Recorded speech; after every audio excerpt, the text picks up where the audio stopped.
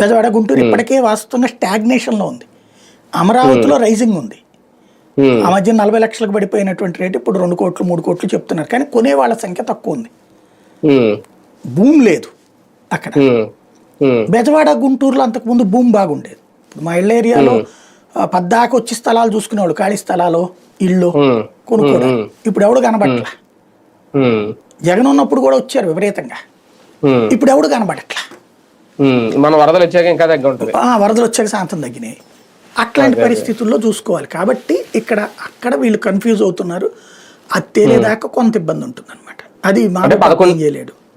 అంటే 11 ఏళ్ళు దాటేసింది కదా సార్ ఒక రకంగా. ఉమ్మడి రాజధానిగా హైదరాబాద్ ఉంది. ఇప్పుడు మన రాజధాని ఏది ఇల్లు, ఇంతకుముందు ఆంధ్ర రాజధాని ఏదని క్వశ్చన్ మార్కులు పెట్టి జగన్ నాశనం చేశాడని చెప్పారు.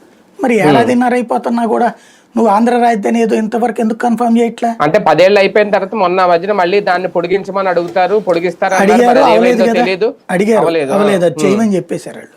మరి పొడిగించమని చెప్పేశారు వాళ్ళు. ఇంకా ఇప్పుడు ప్రస్తుతానికి రాజధాని ఏం లేదు మనకి, పేరులో ఉంది.